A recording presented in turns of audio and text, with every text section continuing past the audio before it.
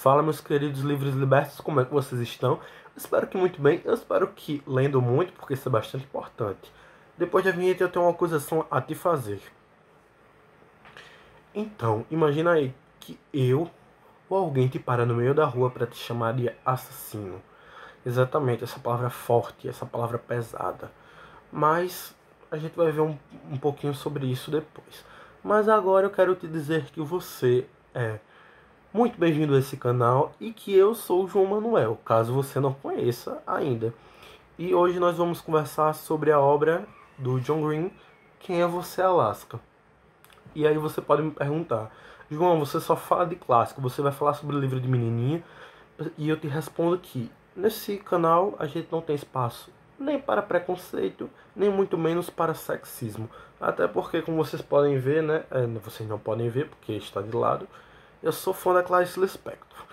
E aí, pessoal, esse livro é basicamente sobre a Alaska. Só não é mais sobre a Alaska porque é sobre o Miles, que é o narrador, o personagem desse livro. Que é um menino, sabe? Aquele nerd.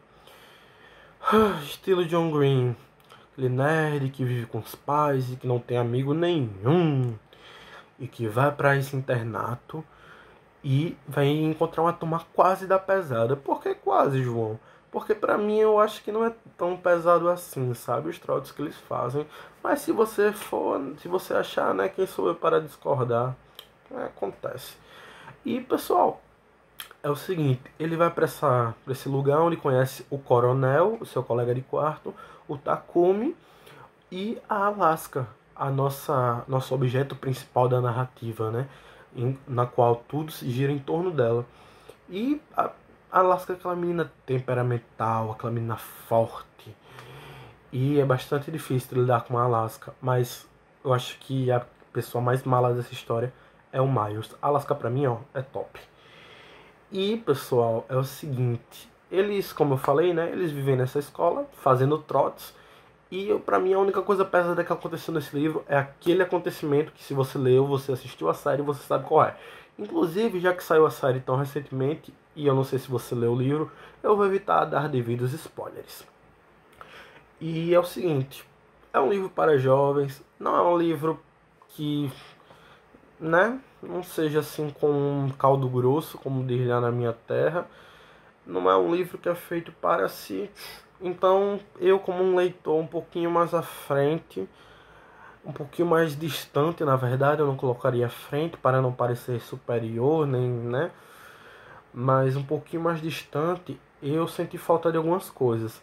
A primeira foi a verossimilhança, porque eles não falam palavrão e aqui no meu estado, aqui na minha terra, a gente fala palavrão para um.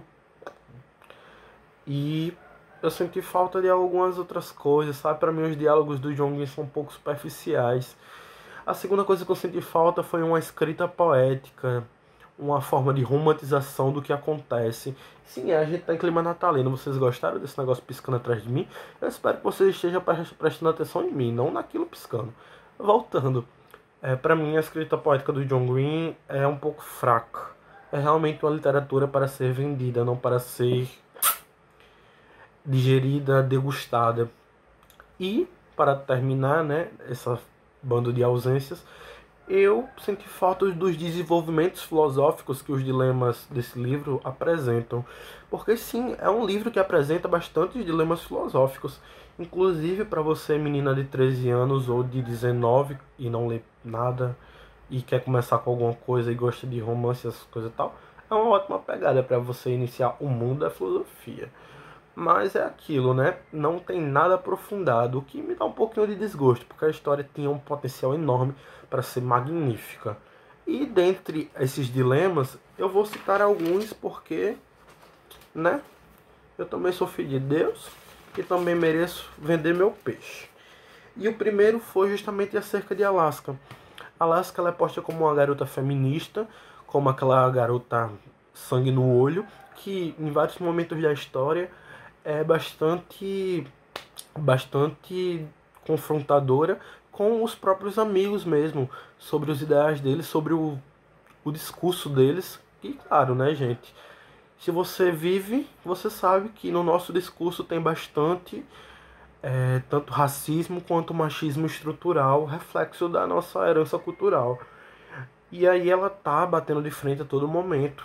Só que eu senti uma falta de um desenvolvimento desse feminismo, desse embate, apesar de que no final a gente tem uma coisa assim, meio mais ou menos em homenagem a esse feminismo. Mas é isso, eu senti, essa foi a primeira ausência do dilema, né, da apresentação filosófica. A segunda foi sobre, sim, uma das características deles, né?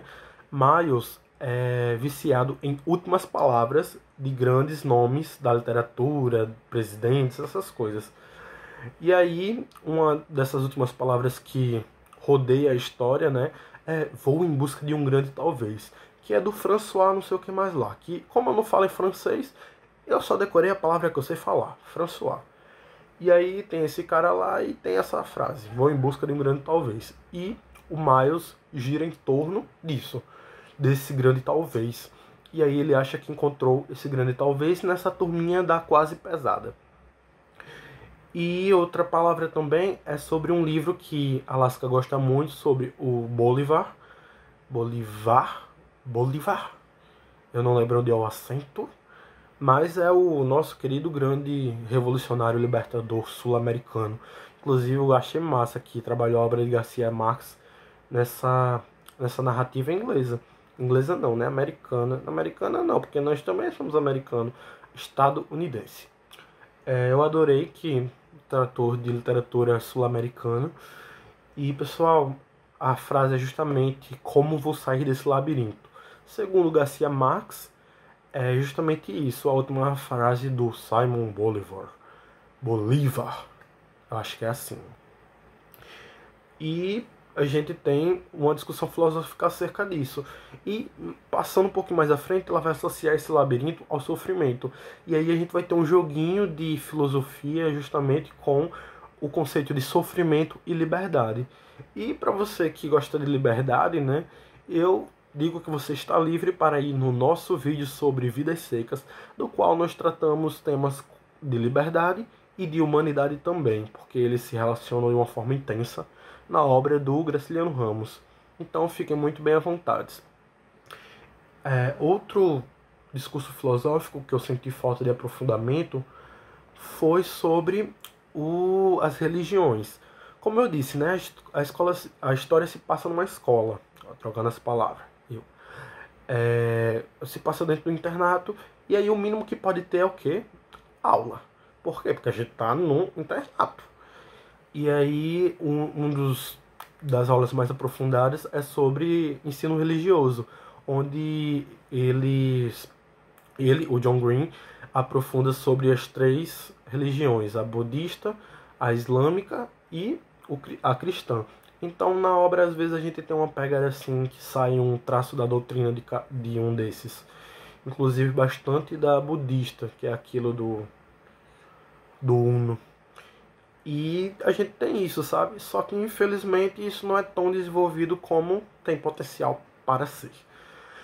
E, caso você queira, né, se aprofundar em doutrinas filosóficas sobre religiões e também sobre pensadores, nós temos aqui o Mundo de Sofia, que foi resenha do nosso canal da semana retrasada.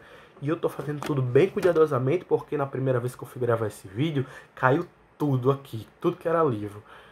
E aí, pessoal, continuando, né, para terminar esses discursos filosóficos e para eu terminar de vender o meu peixe, outro discurso filosófico que eu senti falta foi sobre o sentimento de perdão.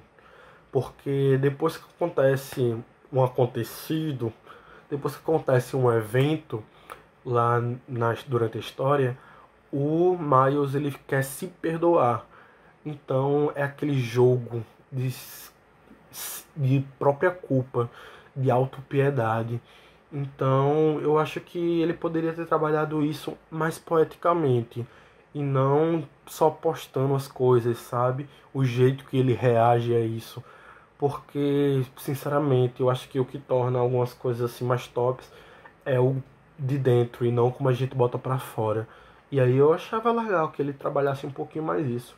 Mas, sim, e caso você queira, né, ver um pouquinho sobre luta contra si e contra o Estado e contra todas essas coisas, mais uma vez, cuidadosamente, eu mostro a vocês o Clube da Luta, que foi nossa resenha da semana passada. E aí, pessoal, estamos chegando ao fim. E você me pergunta, cadê o tema? Cadê o tema? E aí eu lhe digo que vai começar exatamente agora. Por que eu falei de John Green se eu não gosto de literatura de entretenimento? Na verdade eu gosto. Quem não gosta? É uma literatura fácil de ser lida. Só que, minha gente, se eu te disser que você matou o Augustus, exatamente, foi você que matou o Augustus, e tem outro mistério dentro desse livro, eles cometem um negócio também, e você é o culpado por isso. Por quê? Porque eu trouxe uma literatura de entretenimento para fazer alguns anúncios.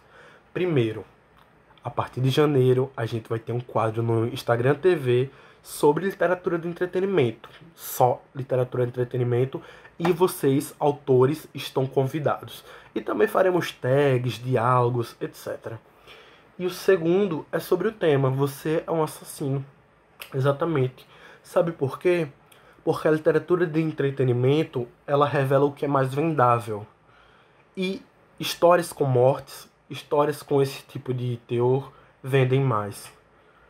Não é à toa que um dos assuntos mais tratados na literatura, depois do amor, acredito, é a morte. Porque as pessoas têm afeição por isso. E qual é o perigo disso? O perigo disso é que nós estamos como devoradores disso. Nós estamos como um telespectador, como espectadores de histórias que normalizam as mortes. E é justamente esse ponto que eu queria tocar com vocês. Quando vocês forem ler literatura de entretenimento, tomem muito cuidado. Isso aqui não é realidade. E por que eu estou dizendo o óbvio? Porque a literatura ela também tem um papel de normalizar as coisas. Lembra da banalidade do mal, da Hannah Arendt? Caso você não saiba, é quando o mal se torna banal. Por vias, pode ser estatais, que é o que ela mais trabalha na literatura filosófica dela, mas pode ser por outras instituições sociais também. E aí, minha gente, você talvez tenha ficado sabendo da onda de suicídio depois do lançamento de Os Sofrimentos de Jovem Werther. E também sobre o diálogo de suicídio ter vindo à tona depois de 13 Reasons Why. Por quê? Porque a literatura ela tem esse poder de trazer em pauta. E muitas vezes não é de um jeito legal. É de um jeito que, se matou, cortou os pulsos igual lá no 13 Reasons Why. Normal. Isso é normal? Não, isso não é nem um pouco normal. Então é justamente sobre isso, galera. É por isso que eu quis introduzir a vocês um pouquinho da literatura de entretenimento. Para dizer que tudo que vende é culpa nossa, porque nós consumimos.